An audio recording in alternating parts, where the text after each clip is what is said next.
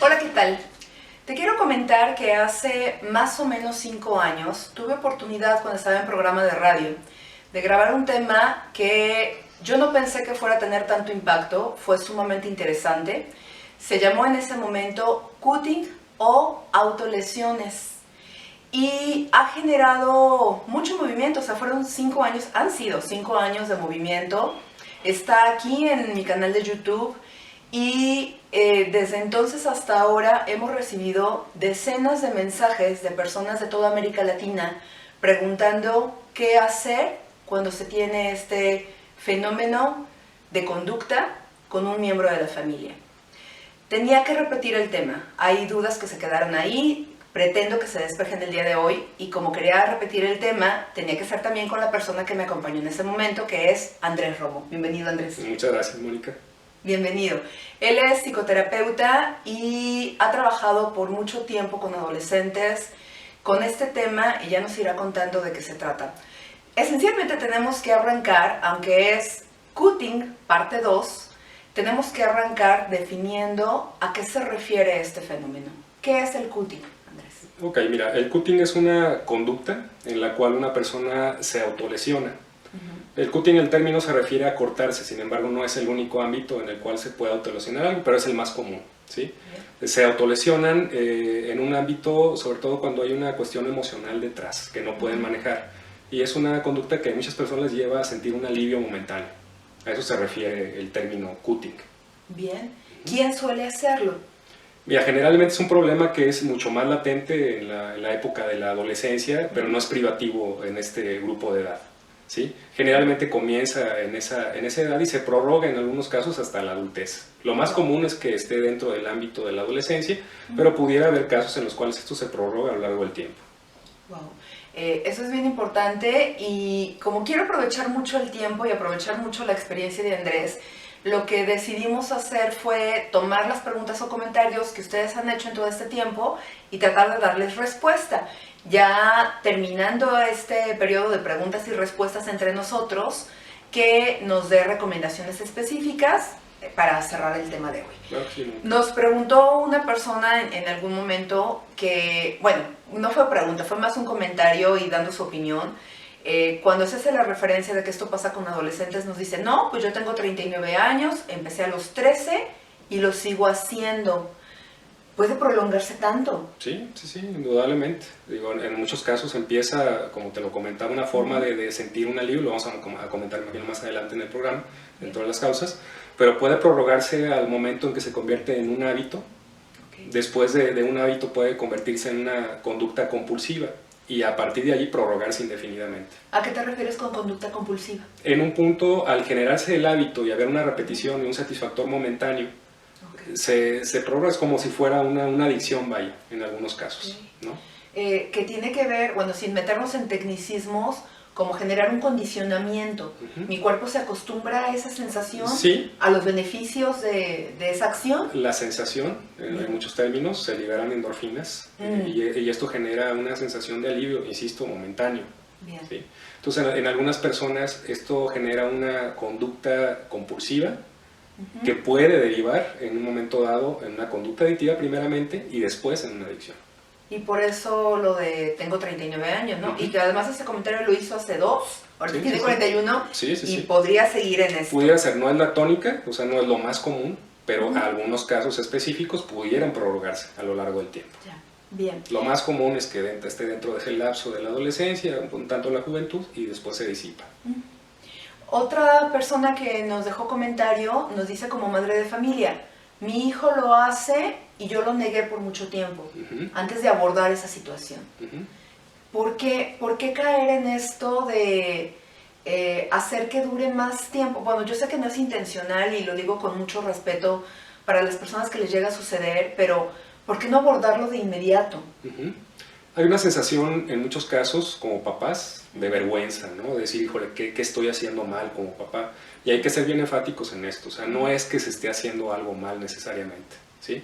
Puede haber una situación en la que será importante quizás abundar más en la comunicación, que haya un mayor acercamiento, una mayor vinculación con los hijos, pero no es per se que se esté haciendo algo mal.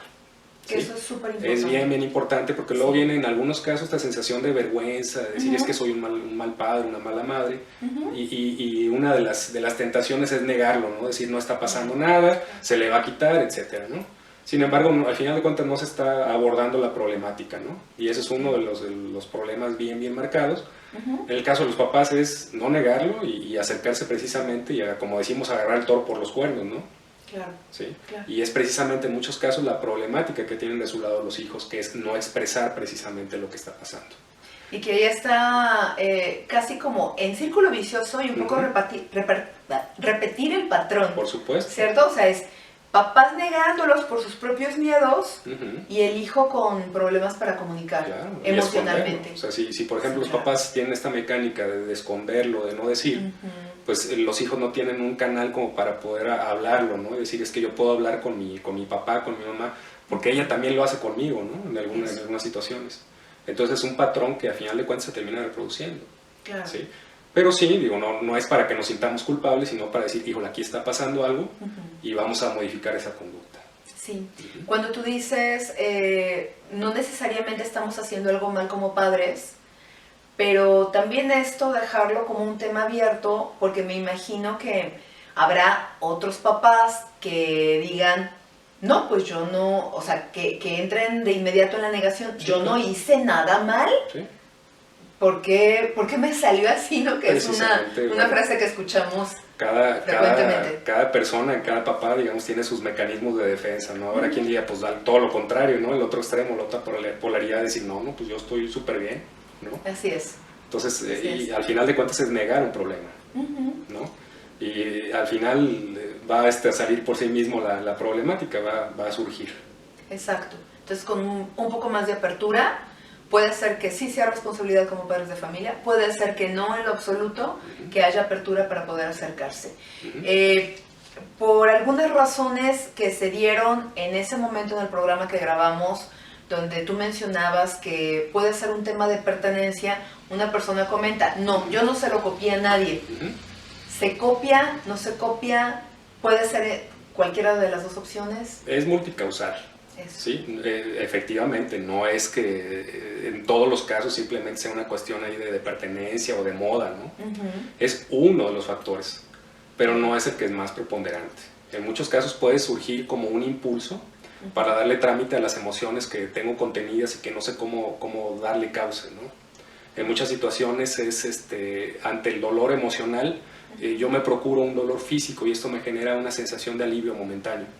Eso es algo que es común, pues, o es un hilo conductor en muchos casos, ¿sí? En otras situaciones hay un aplanamiento emocional en que el chico o la chica pues, no se siente totalmente como si no viviera, como si no sintiera. Indiferente a la vida. Como indiferente a la vida, como apático, y esta sensación de cortarse es como si, híjole, siento todavía, ¿no? Esa es otra de las posibilidades. ¿Sí?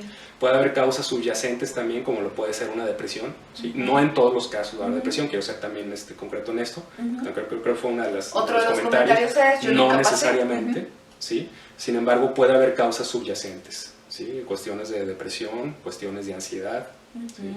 Cuestiones ya de algún trastorno ya a otro nivel en el ámbito de las patologías mentales, pero es multicausal.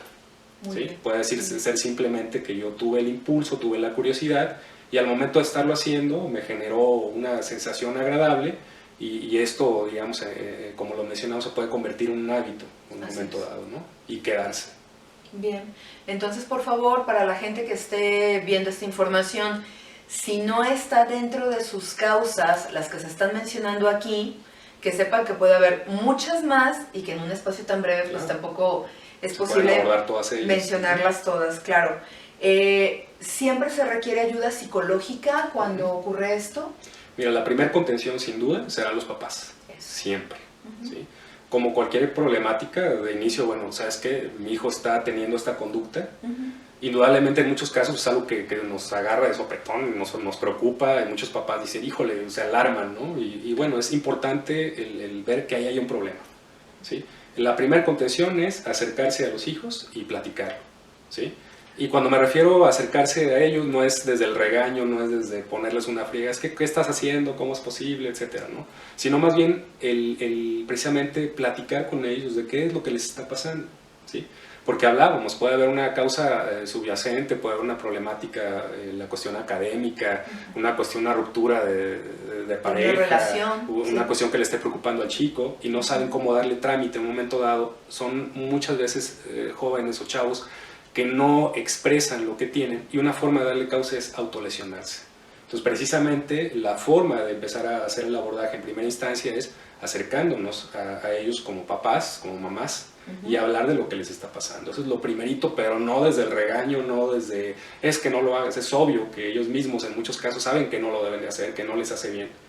Y no en balde, en un punto quisiéramos que este comportamiento parara, pero pues ellos en muchas ocasiones pues no saben qué otra cosa hacer, ¿no? Entonces en ese sentido es importante acercarse a ellos. Es el primer ámbito, ¿sí? La contención, los papás. Posterior a esto, lo que sigue en este ámbito cuando no ha revertido en esta situación después de vincularse más con los hijos y platicar con ellos y esta problemática sigue, es importante acudir a un especialista. Cuando hablo de un especialista, inicialmente hablo de un psicólogo o un psicoterapeuta para indagar en lo que está pasando, las causas subyacentes. Sí, lo que te había comentado hace un momento. Andrés, sí. pero ¿qué pasa si el chico o chica no quiere ir al psicólogo? ¿Qué hacen ahí los papás? Bueno, es hacer una labor ahí de convencimiento, ¿no? El precisamente acercarse a ellos y precisamente hacerles ver cuál es la importancia del acudir, ¿no? Indudablemente hay cosas que no nos resulta cómodas hablar de lo que nos está pasando, pues hay veces que decimos, no quiero. Y es normal que el chico a lo mejor sea renuente. Sin embargo, es una labor importante en el caso del papá o de la mamá el acercarse y hacerle ver que es importante el acudir, ¿no? Claro. No llevarlos obligadamente, pero sí al menos decir, mira, ve para que veas de qué se trata, ¿no? Que en ocasiones es como con la comida, ¿no? Pues pruébalo para ver si te gusta, ¿no? Claro, entonces en esta instancia es, mira, date la oportunidad de acudir y apelamos a que sea un especialista adecuado con el que se les lleve y en mucha instancia el mismo chavo va a querer continuar con el tratamiento. Muy bien. ¿Se puede hacer una negociación? Indudablemente. Digo, es parte de la comunicación que debiera empezar a surgir entre papá e hijo, ¿no? O marido. Y se me ocurre, y también por cosas que tú me has platicado, que la persona puede ir solos como papás en la primera sesión y que sea el terapeuta quien les diga cómo hacerle. Así es. Para hacer la negociación. Esto lo pauta el terapeuta, pero es muy común, de hecho yo así lo hago, primero hablo con los papás o el tutor, ¿sí? Muy bien. Y en una segunda instancia ya pido una sesión indudablemente con el chico o la chica solas.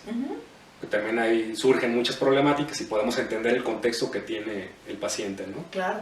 En un caso los papás quizás no ven demasiadas cosas y las niegan y precisamente al momento de estar a solas con el chico pues sale a relucir la problemática. Muy bien. Alguien preguntó si era necesario medicar. Bueno, yo en automático diría que no, pero entonces te cambio la pregunta de la persona. ¿Cuándo sí es necesario medicar? Esto lo va a evaluar necesariamente, en primer lugar, el psicólogo, y de ser necesario lo va a derivar con un psiquiatra. Solo de ser necesario, o sea, en la mayoría de los casos no es necesario. Pero si así fuera, y generalmente es porque hay causas subyacentes o una patología subyacente, no necesariamente por el cutting, y eso lo va a evaluar el psiquiatra al momento dado, el darle acompañamiento farmacológico. Muy bien. Pero no es para nada a priori el darle medicación, no es así. Y que no es tampoco, creo yo, común que, vamos, si pienso en porcentajes, juraría, y espero no estar diciendo un disparate, que si acaso un 1% de la población que tiene esta actividad de cutting, llega a necesitar ayuda psiquiátrica. No es común, ¿sí? Generalmente es algo que se le puede hacer la contención en el ámbito psicológico, pero en algunos casos pudiera llegar a hacerlo, pero eso lo va a evaluar el especialista. Porque fíjate, otro de los comentarios que nos hicieron fue, y si me llegan a encerrar, o sea, si lo digo y me encierran, entonces ya aquí aparte es generar un tabú, ¿no? Yo veo aquí en automático van a creer que estoy loco. Pues hay una opción distorsionada, una idea distorsionada de lo que implica el trabajo a nivel psiquiátrico en esos casos. Exacto. Que por default se piensa en un especialista de la cuestión mental y ya me van a encerrar o me van a tener ahí medicado todo el tiempo. No necesariamente es así. Muy bien.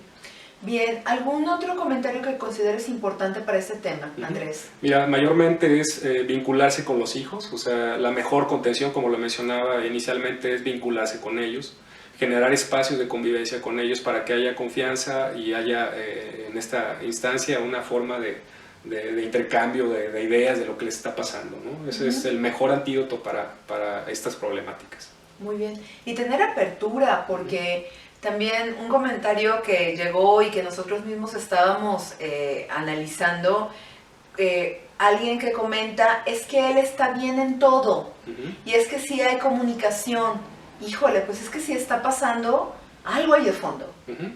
No podemos cerrarnos. Indudablemente, sí, o sea, y es doloroso en ocasiones el poderlo mirar, y es por eso que en ocasiones decimos, no, pues todo está bien, ¿no? Es una forma también de negación. Exacto. Entonces, en esta instancia es un síntoma, como lo comentaba hace rato. Sí. Entonces, es un síntoma de que algo está pasando allí, y si yo no puedo mirarlo, entonces habrá alguien más que quizás sí lo pueda ver, en este caso un especialista. Exacto. Muy bien. Pues bueno, muchísimas gracias. Para servirte, Gracias por toda esta información. Dejamos también un resumen aquí mismo en la caja de información por si ustedes quieren hacer una consulta. Ah, y algo que es súper importante, también me habías recomendado un sitio.